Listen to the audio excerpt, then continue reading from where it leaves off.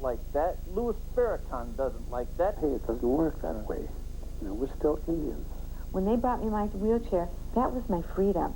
What I'm hearing from you, and I think where we're going with this, is that there's just a lot of work to be done inside here.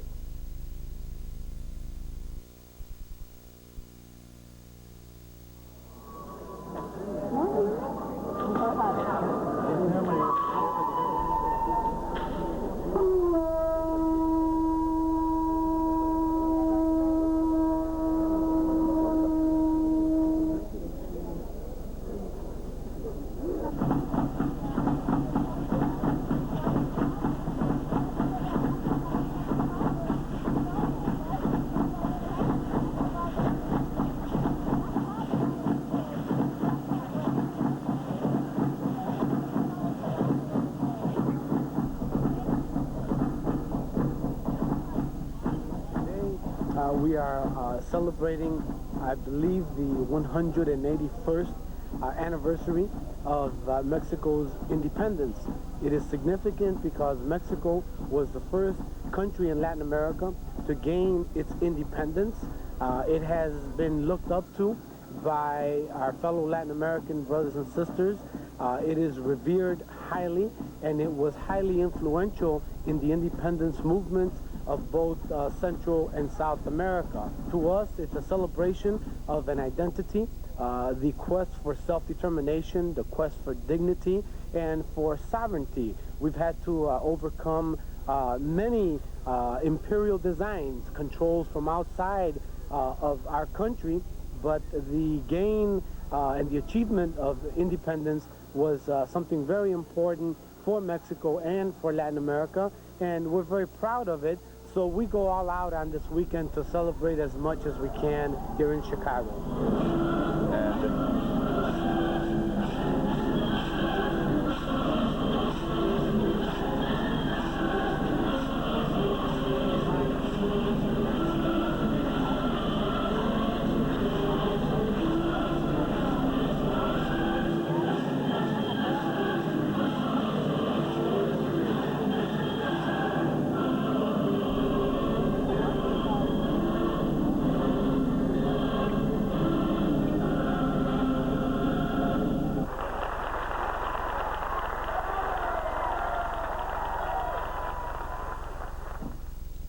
Welcome to another segment of Dealing with Diversity. If you haven't figured it out yet, tonight's topic is going to be dealing with Hispanic Americans. And we're very pleased to have in our studio this evening a distinguished professor from Northeastern Illinois University, Dr. Samuel Betances. Thank you for coming. It's good to be here. When we talk about Hispanics, we're not talking about a single group, are we? No, there is no such thing as an Hispanic people. In fact, there's a debate as to which label should be used to describe the people under the Hispanic label or the Latino label. There is a label called Hispanic, but in there you have Mexicans and you have Puerto Ricans and you have Cubans, Colombians, Dominicans, and in fact representatives from the 26 countries under Spain's former empire who now find themselves in the United States for voluntary or involuntary reasons, calling the United States their home. There are those that are running away from revolution, and there are those that hope to make revolution. There are those that are part of the elite and consider themselves more international, and then there are those historic groups that are labeled minority. There are those that come hoping to go back as soon as their situation back home because it gets fixed. So they're exiles. And then there are those that have been here generation after generation. In fact, Mexicans did not so much come to this country. The media gives us the idea that they came to this country last night and illegally. Right. But it was the United States that went and took Mexico. You tell a Mexican, go back where you came from, and they go to Texas, California, Arizona, and so on. So it's a diverse group. There are some who already come as citizens of the United States. Puerto Ricanos come as citizens of the United States. If you ever wonder what Puerto Ricans are doing in Chicago and in New York and in Ohio and in San Francisco and and New Jersey and Pennsylvania. The United States came in 1898 and told the Puerto Ricanos, we're going to get rid of the Spaniards. So the Puerto Ricanos says, que vivan los Americanos. So the Americanos came, got rid of the Spaniards, and then you stay. And so as the Americans stay, on the eve of World War I, for a lot of international things, we were declared citizens of the United States while we spoke only Spanish, racially mixed, Catholic, rural, and without asking for it. But now we can come, we don't need a passport. So if you wonder what Puerto Ricans are doing in the United States, we are here because you're there. So there's a lot of diversity, but there is no such thing, you're correct, as an Hispanic people. There is a category, and under the category, there are a lot of groups and a lot of activities and a lot of cooperation and a lot of conflict. Right, exactly. Let's take a look at a breakdown of some of those groups in terms of population. We'll have a graphic that'll come up here in a second. We can see by this, and I'm sure we're not surprised, that the largest population is made up of Mexicans. We share that border with Mexico. That's a large border. And we took half of that country. Very true, as we talked about. And we see there's about 12.5 million Mexican Americans and of course that obviously ebbs and flows based on the census and whenever the census is taken, because we have a lot of traffic across that. And that group will be the group that will continue to grow the fastest and everywhere. Right. But we also see that there's a sizable Puerto Rican population, Cubano population is growing, and again, that may be another group that expands very quickly in the near future, depending on what happens politically on that island. That is correct, and you find the Cubans mostly in Dade County, in the Miami area, and you find them in Jersey City, and you find them some in Chicago. But that is a growing and an important community that cannot be measured by its numbers, but by its leadership in many areas of life. Mm-hmm. And we'll talk later that we'll see that some of these groups fare better economically, some fare better politically. So really a lot of diversity between these individual groups that we group under this label we call Hispanic.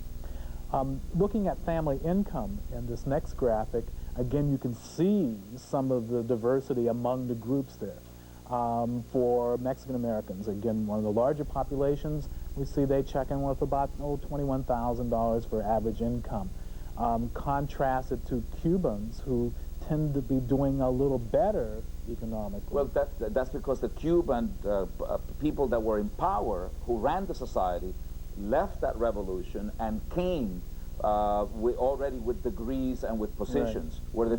Where the Mexicans, you have a group of middle-class people and a continued group that continues to come in as workers and as farmers and as laborers. Yeah. And we also see a difference between the waves of Cubanos who came into the country. The first wave, which followed the success of the revolution. Right, the end of the Batista regime and the beginning of the Castro regime, those were the first wavers, and just as you described, those were the elite, and so they have had a much easier transition into the United States culture versus other groups. But the later group, like the Moreletos, who came in... The Marielitos, we call them, out of Mariel. Right. That's the ones that Castro sort of sent to the U.S. To get to Carter and the Americans. We took their lawyers, we took their doctors, we took their business people. Hey, you want some more? We got some more, including the people in jail and the people in mental hospitals, as well as a lot of poor people that didn't fit into the revolution. Right. There's a guy by the name of Jose Llanes, L-A-N-E-S, Jose Llanes. He wrote a beautiful book called Cuban Americans, Masters of Survival, and he compares and contrasts the waves. ABT Press, Boston. Okay. Good guy. Good book. Students, remember that. Let's take a look at Hispanic education, and this is looking at, again, high school completion rate. And again, very interesting numbers there. Any response to what you see? Again, there are some people that have come. If you take the traditional people from South America, I mean, if you get people from Chile and Argentina and Uruguay and those folks, they come as a select migration. You know, it's far from the United States all the way down to Argentina. If you leave a plane from O'Hare and you take off to Tokyo, and one goes all the way to Argentina, the ones to Tokyo will arrive first. Those places are far away, but we don't think of them. Right. We think of them as our neighbors, Right. but it's really a distance. So when those people come, they come because they have what we call in Spanish palanca. They've got power, they got connections, and they come with a select migrations. And so the people that can cross the border to make it better and to work hard and to take jobs that other people may not want have less education. But they're going to be the backbone of the Hispanic community. Amongst the Puerto Ricans, it's a mixed bag. A lot of people came to pick fruit in the Berrien County and to work as agricultural workers. But then again, now you have the middle class, a lot of bilingual teachers, a lot of multicultural teachers. So you see the economic crisis in Puerto Rico is causing a lot of the middle class. So it's an interesting blend. One of the fastest growing groups are the Dominicans. They're larger in number in New York City, less educated. They have to be reckoned with, but it's going to take them a while to figure out how to make a coalition of interest among themselves before they can be part of the Hispanic mosaic. So it's going to be an interesting, fascinating thing to watch. Right. I think one of the things that really stood out in the graphic that we had up before was the number of Mexicans and how few who complete high school. We're only seeing like a completion rate of about 50%. How do we explain that? One of the worst, one of the most misunderstood issues regarding the Latinos in general is this business of the dropout. In the old days when the Anglos came in, I'm talking about if you take 100 years ago, where you have the Scots and the Welsh and the Italians and the Poles and Irish, when those folks came into the cities of America, knocking on the door of opportunity, they came with the same intelligence as a lot of those Mexicans, as a lot of those Puerto Ricans, as a lot of those Dominicans, and the fourth way or the third way of the Cubans. But there was an economy that absorbed them. They went to work, and then they send their children to school. Now, we come with the same intelligence at the wrong time. There's no more land to steal from the Indians. It's all gone.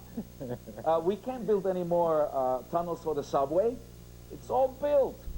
We do our cheap work overseas. So we come, when the Swedish came, they talked to the cows in Swedish, and the cows gave milk. They talked to the corn in German, and the corn grew. We don't confront the corn or the cow, we confront the computer. Our dropout rate is 55%. The dropout rate for Anglos, for white folks, at the same time, given the same circumstances, was 94%. But there was no dropout problem, because without a high school diploma, you could still get into the economy. Most of us who have college degrees have parents without college degrees. Now, what does that mean? We are confronting a lower dropout rate, 55% compared to 94%, but a higher dropout problem. Without the certificates and without higher education and without post-secondary education, we cannot get into the economy. So what do we have to do? For the first time, we have to have success in education before we get into the economy. For the whites, they had success in the economy before they had success in education. We don't know how to do it. So we're saying to the Hispanics, why can't you be like us? Well, if we were like white people, it would take us 90 years. We can't afford 90 years. That's why we have to kick in bilingual education, and we have to kick in programs, and we have to kick in recruitment, and we've got to kick in parental participation, and we have to do things that we never had to do before, because the economy says we are changing and we need people with education. How in the world do you take these young people without academic proficiency and put them to compete in the same classroom with young people with academic proficiency? Teachers failed us for not knowing what we haven't been taught. Caramba, that's not fair. That's why we sometimes speak a lot of Spanish and say, look, we've got to do better. There are no simple solutions to complicated problem, but don't tell us that we don't care about education. Given the same set of circumstances, you dropped out of school. Your parents did not complete even the diploma. And your grandparents didn't have a high school diploma, but they were still able to make it into the economy. Those days are over. And consequently, Hispanics are saying, let's stop evaluating us from a paradigm that does not longer exist. That's the challenge. That's very powerful. And I think, if we take a look at this graphic here that looks at college education in terms of how Hispanic groups are faring, your point is made again. If we take a look at that graphic for Mexican Americans, only about 6%, are finishing college. Obviously, that is not enough to offset what is happening in the changing economy. That's correct. Where you've got to have skills. Yeah, but the problem is colleges have to change the way they do business. They should take to find out what these Mexican kids and what these Hispanic kids, or for that matter, white people without academic proficiency and without middle class orientation, and we should give examinations to find out what they don't know. And then we have to figure out how to get the students that know to make partnerships with the ones that don't know, instead of failing people for not knowing what they haven't been taught. For example, most Hispanics will go to a 2-year community college on their way to a 4th-year educational degree. Right. That means that those 2-year institutions, those community colleges, have to behave significantly different with the Hispanics as they might do with other groups, because the question of money and of funds and of staffing, etc.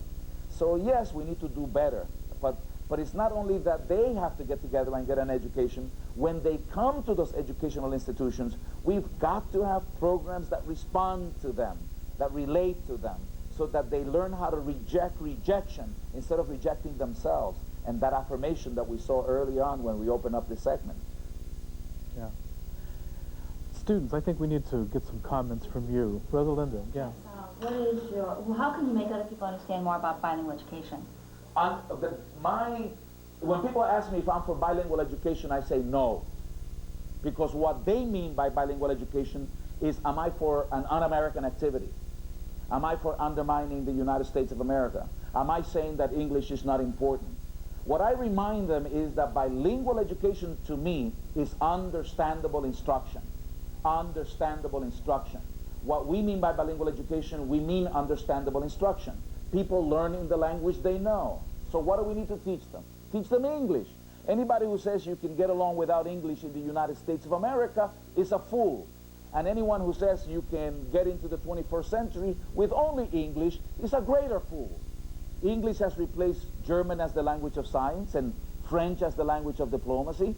English is the language that binds American citizens with American citizens. Most of the books that are published in the world are published in English. Most of the information stored in diskettes is stored in English. English is the language that binds American citizens with American citizens. We need to affirm English. We need to strengthen English. We need to purify English, middle class standard English. Schools must produce American citizens. So let's make sure that these young people, when they come, understand that they need to be empowered with English. But don't tell them that they've got to forget what they know in order to be educated. How can you argue that you can be an educated person and know more than less? Let's teach them in the language they know. Let's teach them math. Let's teach them social studies. Let's affirm their identity and their humanity. And then let's empower them with English. But let's make sure they don't fall behind in their curriculum. Let's make sure that they're able to express their humanity in the language that God gave them. Listen, folks, if my language is good enough for God, then it can be good enough for the United States of America. Ask me to learn English. Challenge me to learn English. But don't ask me to forget what I know. Goethe was right. He says that when you gain a new language, you gain a new world. Well, the reverse must also be true. If you lose a language, you lose a world. There's a Hungarian proverb that says, when you gain a new language, you gain a new soul. Too many people from white ethnic groups were taught to forget the language of their heritage, and their parents only spoke it when they didn't want their children to understand what they were saying. Do you really believe that you would be less of an American if today you are able to defend American democracy in 2 languages, which would be good for America and good for you and good for me? So what is bilingual education? Understandable instruction. People learn in the language they know. If I started speaking Spanish right now, and you didn't speak Spanish, you would cease learning. Y la razón por la cual de momento ustedes dejan de aprender no es porque son estúpidos, sino sencillamente porque ustedes no saben lo que yo estoy diciendo. What has happened? You cease learning if you did not understand Spanish, not because you lack intelligence or you're stupid, but because you're not learning in the language that you know. So what do? How can we trap young people and make them prisoners of the encasement we call the human body because they don't know a language, and then tell them that to be American is the greatest thing in the world because we have the freedom of speech, and then we deny them the right to express themselves in the speech of their culture that God gave them? That's nonsense. Bilingual education is understandable instruction. That's what we're for, and that's what the Hispanic community believes in, and not only the Hispanic community. And in that spirit, I would say to you that we have something great to contribute to this country. The idea that we can be universalized. It's been exciting for me to travel and to see the world and to be able to express myself in more than one language. And look at me, forceful, eloquent, and humble. So you would say that bilingual education, that is learning in their own language, not forgetting their concepts, No, and learning their new concepts in their own language, and at the same time learning the English. No, bilingual education is understandable instruction. The reasons why schools exist are to teach students, not to protect teachers' jobs. And if teachers cannot teach students, they ought not to be in that job. Let's make sure that those students learn English. Let's make sure that they don't fall behind in their curriculum. Otherwise, you will be learning English at the expense of your education. Let me give you an example, if I can. I was born in Harlem in New York City, but I was raised in Puerto Rico, up in the mountain coffee bean region of Puerto Rico. That's where people like Juan Valdez is from. You know Juan, he picks coffee beans one by one and still makes a profit. I don't know if Juan's got something else going on the side. No, I'm only kidding. But wait a minute. I was in Puerto Rico, and then when I came to the United States, because that was my first language, even though I was born in New York, I didn't know when I went into the classroom what was going on. So the teacher says, speak English. So we said, sí. And then they said, forget Spanish. And I said, okay. And then before long, I was illiterate in 2 languages.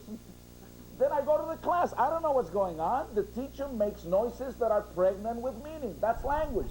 Noises that are pregnant with meaning. So she speaks, and all the boys stood up.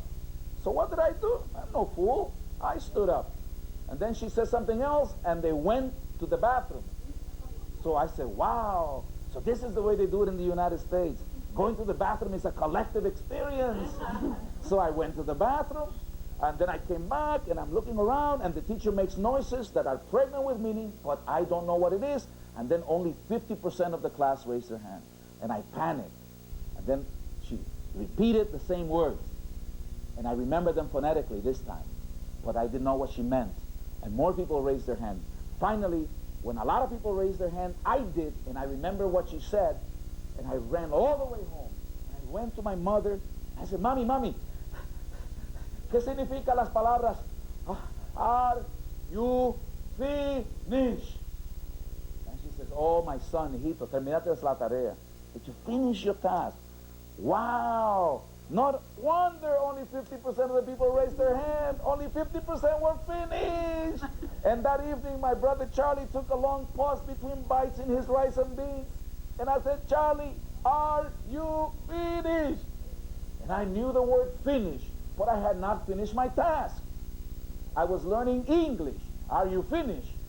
But not finishing my task, getting an education. I was learning English at the expense of my education.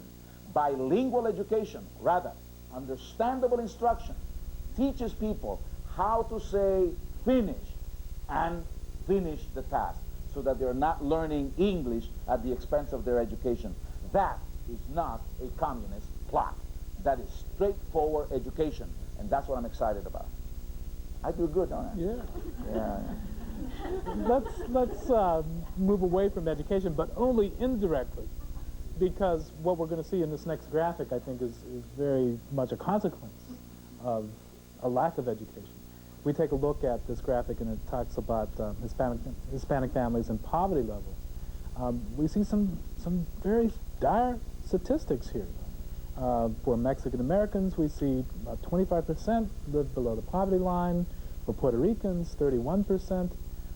Cubanos fare a little better for some of the reasons we've talked about, but not a good overall picture.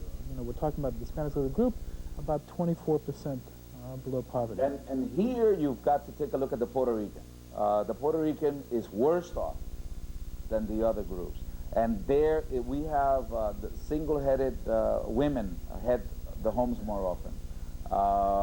A lot of people think that if they can't solve the problems here, they'll go to Puerto Rico. And if they can't solve the problems there, they'll come to the United States. We have a depressed area.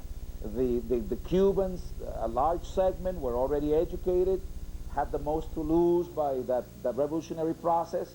The Mexicans have a large country and a tradition, and they've assimilated to some degree longer. So this is where this Hispanic label gets you into trouble, because if you're going to make policy, and you have to understand that there are different reasons why different groups are doing badly, but the poverty arena is one that is bad. The Puerto Ricans can, of course, take on, make themselves available to certain government programs that other groups cannot or may not need to. But if you have the Puerto Rican and the Mexicans may not want to go on record.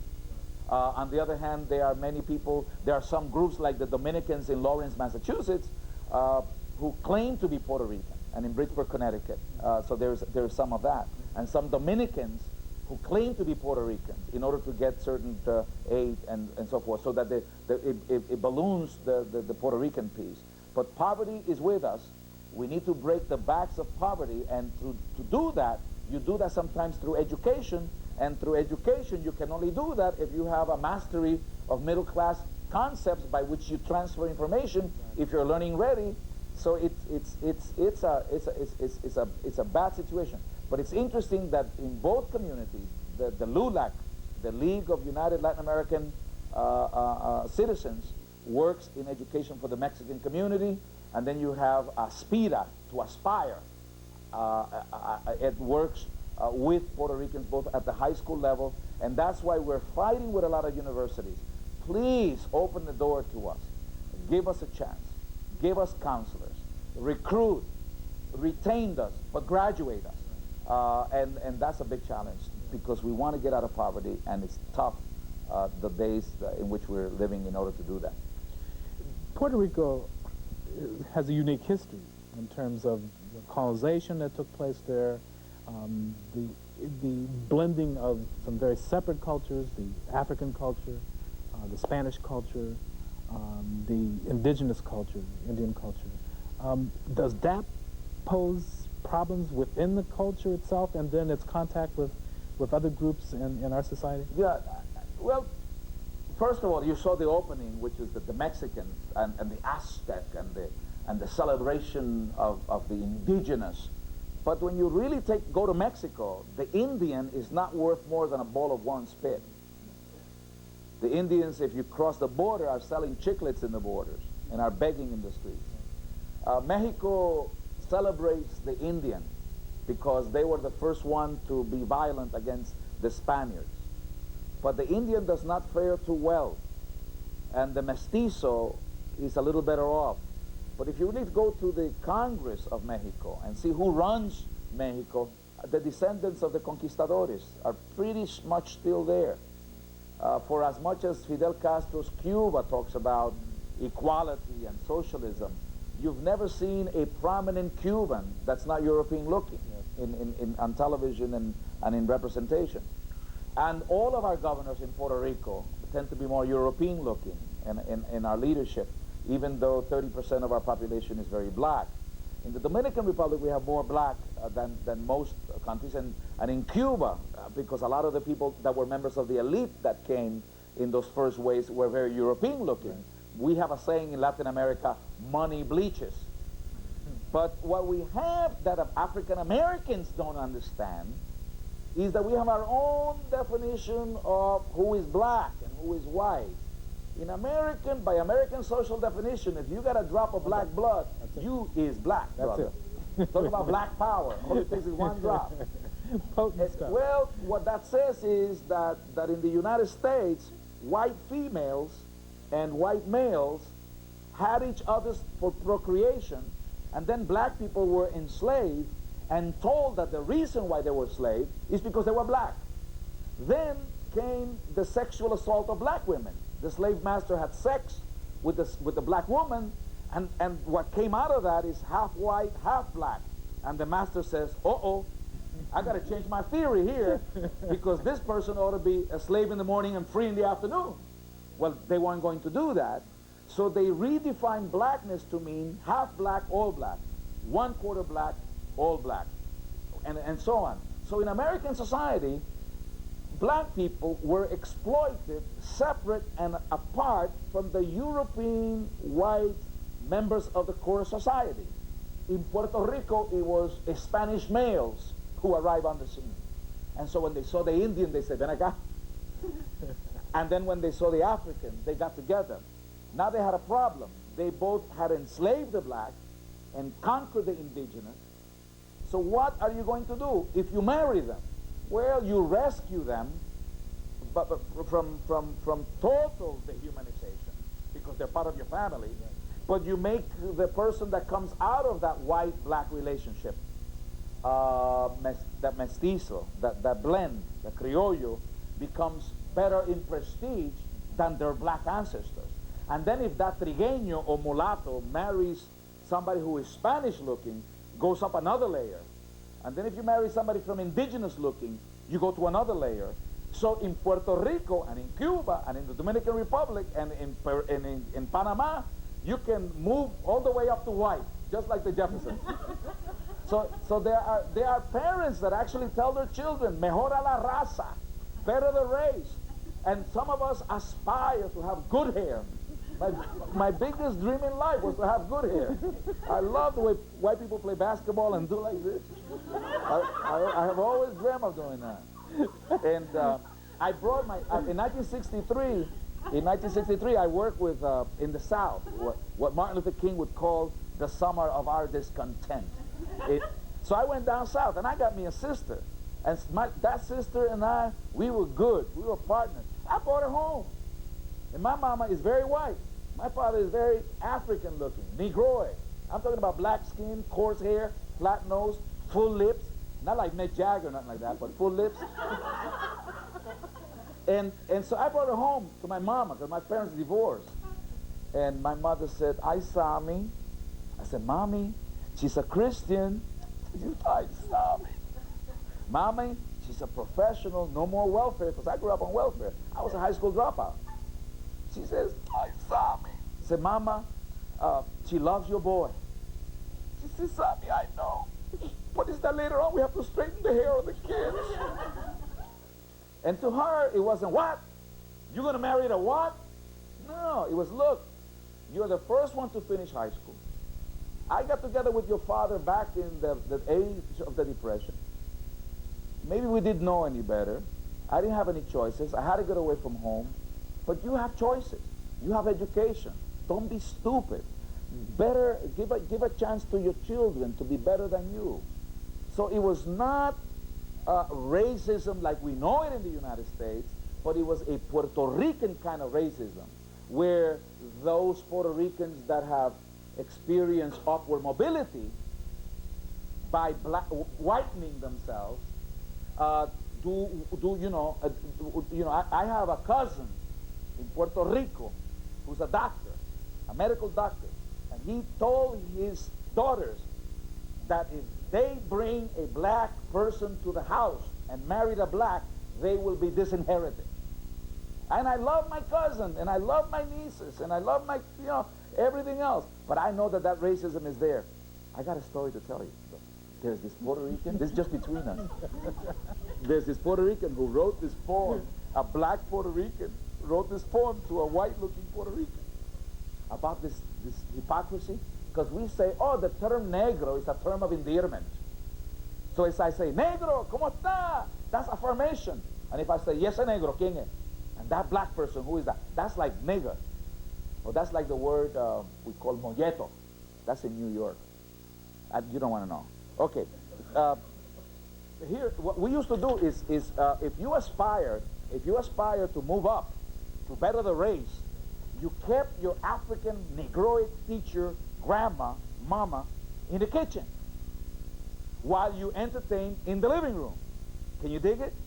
Because, you know, so this black guy who is Puerto Rican talks to this white-looking guy who is Puerto Rican, and it's written in black Spanish. So it was translated into black English. And it's called, in Spanish, it's called, "Y tu abuela, ¿dónde está?" And your grandma, where she be? And it's written by Fortunato Vizcarrondo, and then it's translated by a good friend of mine, Juan Rodrigo Rojas. And it's called, "And your grandma, where she be?" This is the classic confrontation between the light-skinned Puerto Rican and the black Puerto Rican who is tired of the hypocrisy and affirms a black identity. It's written in the 30s when foxtrotting was popular. Yesterday you called me nigger. Today I'ma speak, you see. My mama sit with the family. And your grandma, where she be? My hair be coarse and nappy. Yours combs silkily. Your daddy's got some good hair. And your grandma, where she be? Your complexion come out white. And your cheeks shine rosily. Your lips be thin and fine. And your grandma, where she be? You say I got big lips and a red and kinky cap? For the good Lord's sake, do tell, where you keep your grandma at? Your baby girl is white, so you stroll her ceaselessly, and I be dying to shout, and your grandma, where she be? You all be doing that foxtrot. I'm about some jitterbug jive. You all be acting like white folks. And your grandma, where she high? Or you're just a white-plated whitey trying to move up socially, scared that they find out your mama's mama is not quite so white, you see. Now over here, if you ain't Indian, you part nigger just like me. We say that in Puerto Rican, que no tiene dinga, tiene mandinga. And that's why I keep an accent. And your grandma, where she be? Listen, you call me black, as if trying to embarrass me. But my mama sits in the living room. And your grandma, where she be? Poor lady be dying of from neglect, quite naturally, and not even your dog won't let her hang out with the rest of the family. And you know I know her story and from which side of the track your grandma, Miss Nanny, be coming from, though you hide her in the kitchen, because your grandma is sure enough black.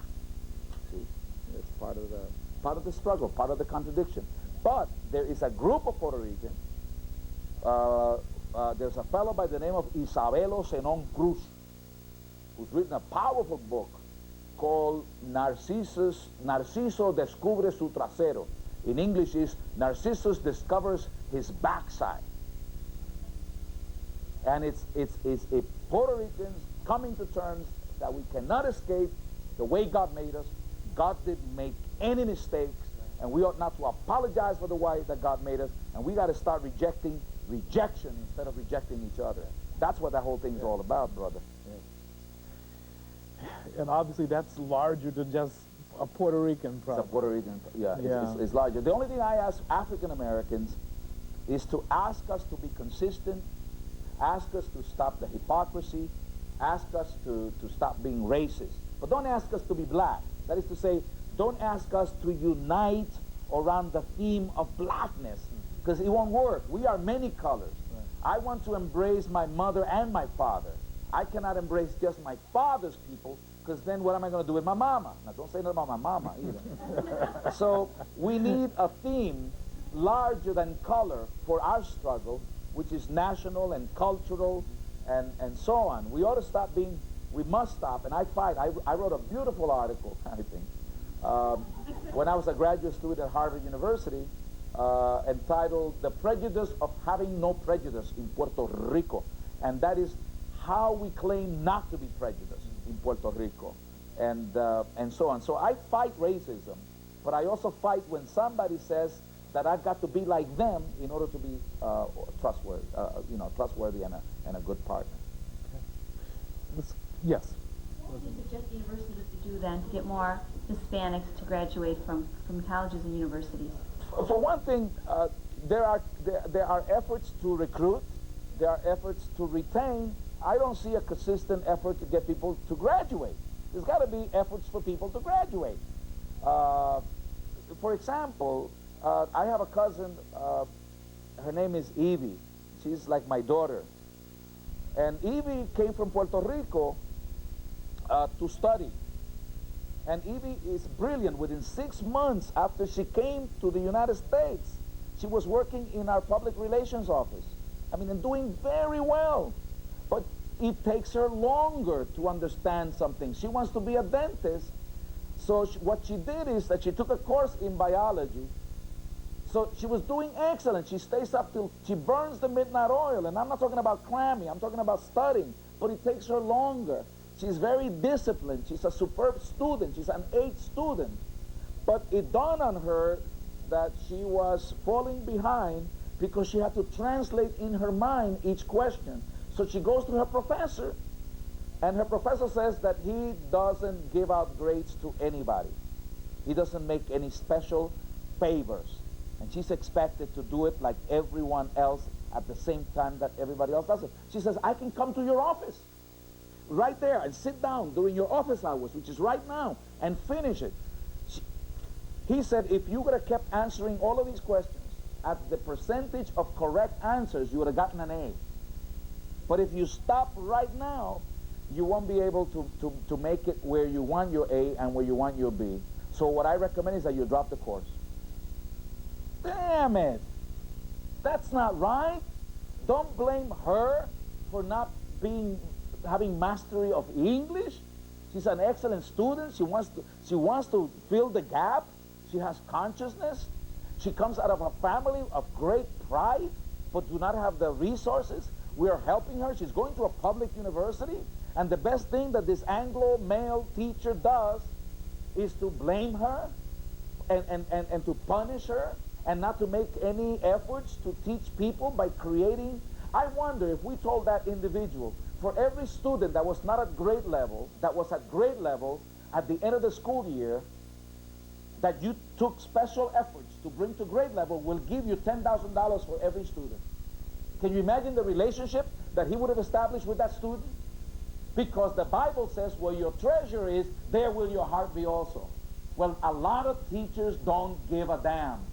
And so consequently, what we've got to do is that we've got to get teachers to understand that we're not asking for special favors. I had a student of mine, Father Nicholas Nikokavras, who's a Greek minister, was my master's student. And when he came, and he says, Dr. Betances, I don't know the English language. I said, you write it in Greek. Continue to make progress in your English. I will find somebody Greek to translate the examination. And I was able to take him and to be his advisor and to be his support. Today he has his master's. Today he's serving his community better. Today he speaks beautiful English. Why can't we just understand that to teach in a heterogeneous society requires a different approach? Japan cannot be our role model. I've been to Japan 8 times. Japan is full of Japanese people. We got people from all over the world, so we've got to do different if we want different. Yes. I think someday there's, it'll get to the point where you can feed a test into a computer, it'll come out in your language, and then you talk in your language, and then it comes out in English for the professor. Does that work? I am leery of any effort in which there is no personal interaction between the student and the professor. Let me just put it this way. This true and false and multiple choice nonsense is the way that textbooks get professors to get off the hook. And what we do is that they send us in diskettes and the number 2 pencils, and I don't have to know a thing about you. And I'm saying we've got to inconvenience ourselves. I don't know how many of you saw the film Stand and Deliver about this Jaime Escalante, who was the teacher in the East Garfield High School in L.A. He's from Bolivia. Stand and Deliver. If you haven't seen it, you ought to see it and see it with a friend. But what it shows is that the man, in order to make winners out of losers, was that he inconvenienced himself. And he fought with those students. And he came in earlier, and he stood longer, and he worked on the weekends, and he fought with the parents. And, you know, if we want to achieve success, and there are people who are not there, like a lot of these Hispanic kids are not, we've got to figure out what it is that we need to do. You know, we've been hired to teach them. Let's find out what they don't know, then let's find out why they don't know it. You take a Korean. A Korean comes to this country, does not know English, but is academically proficient. Teach that Korean enough English, and in 2 years they graduate valedictorian. When I came, teach me English, and I knew in 2 languages that I didn't know it. So I had to do something else, and that's where I met Mary Yamasaki, a nurse who intervened in my life. I met Mr. Carmine Lignini, my Italian-American teacher, my hero. He taught me how to read. I had my roommate, Roland Lenhoff, white male, taught me how to memorize speeches of people in public life. Then I read. Sure, there was a part of me but sometimes sometimes 3 pluses can equal a minus. You could have a loving parent, a hardworking teacher, and an intelligent kid and still get failure out of that. Why? Because the parent cannot help the kids with their homework, because the parents can't give the kids what the parents don't have. The kid is intelligent but can't understand what the teacher is saying. And the teacher is working hard but is not figuring out how to create those bridges of understanding. So the Hispanic, along with African Americans and poor people, newcomers, we are challenging the educational system to stop and to think what the Jews did and what the Italians did. The Jews did it in 2 generations because they came with academic proficiency.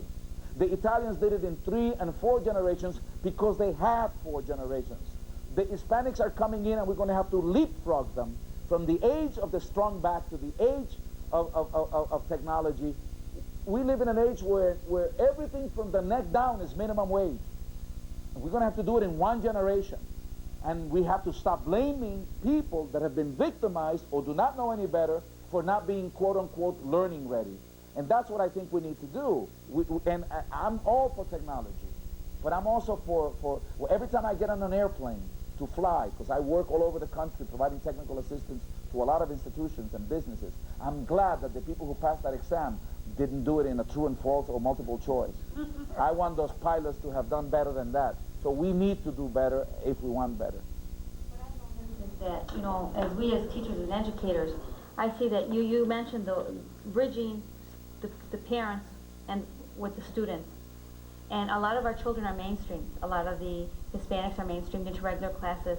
And the kids will speak English, and the teachers only speak English. The parents speak Spanish. And at home you have a situation where the students will speak English, the parents will speak Spanish, and they'll go back and forth in their language. 1 language in Spanish, 1 language in English. What I think that the educators should do is try to give assignments home that will make communication between the 2 be continuous, and let the parent be a partner in the education, even though the child only knows English and the parent only knows Spanish. Or if you have a parent who does not have a degree. I have a daughter, Christina Noel, beautiful young girl, looks just like her father. She's a senior at Purdue University, and her teacher told her that she was to do a special paper on William Shakespeare. So she decided to do a paper on Shakespeare, the person behind the great works. Well, the teacher wanted 6 sources. Can you imagine one of these parents in the city who just got here from Guatemala, or El Salvador, or Mexico, or the Dominican Republic, or Puerto, and goes home and says, Mama, I need a paper with 6 sources, and the encyclopedia can only be 1 source. I don't care what you're doing in Spanish or in English. The point is that some parents cannot help their kids because the parents don't know how. They cannot give their kids what they don't have. My daughter was, I had to give a lecture at Yale, went out, collected books, her mother typed it, she got it in on time. We found out that Willie Shakespeare had to get married. All of a sudden, I like Willie. Because in spite of the fact of having to have gotten married, he still made a genius of a contribution. At any rate, it was a beautiful paper. The teacher looks through it and is all excited. And then she runs into Pete's paper, Pedrito's. Pete, come up. Your paper is smudgy, it's badly organized. You only use One resource, it was the encyclopedia, and you didn't give proper credit. Why didn't you do like Christina? And Papi, my daughter says to me, I felt bad because my teacher was beating up Pete because Pete doesn't have any parents that could help him and provide technical assistance. So we need to create community homework centers. Why can't we get McDonald's and Pizza Hut and some of these places whereby they can hire kids who are doing very well in school instead of flipping hamburgers to flip ideas? Madera, California did it. I made the suggestion there in Madera, and they have a linkage program. Reading, Pennsylvania, like Reading, Pennsylvania, the area code is 215, and I guess 555-1212, you get the information, you know. But Dr. Melissa Jamala, the assistant superintendent, ask her about community homework centers. The point that I'm making is the Hispanic community is challenging education to be responsive so that we think about ways by which we can achieve and have success with non-traditional students who are coming into knocking on the door of opportunity. Yes. First, I agree with everything you just said, and I think it holds true also for people who are Native Americans, who are just Americans of all various shades and colors. There are many kids whose parents cannot, either because they're educationally didn't finish school themselves, right, or just for a variety of reasons. They cannot help with homework. New math, mom doesn't know, dad doesn't know, whatever. That's an example. The other My thing, dad was though- an alcoholic. Yeah, but the other thing that I have a question for you is the child who ends up knowing someone, Rosalinda, you said about that the parents only know Spanish, the child only knows English.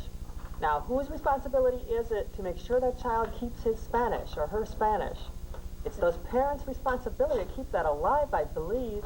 I know as doing speech therapy in a school, I always have encouraged the Amish kids to keep their Dutch, the Cuban kids to keep their Spanish, the Vietnamese kids to keep their Vietnamese. If the community is healthy and not under siege, then they have a consciousness about that.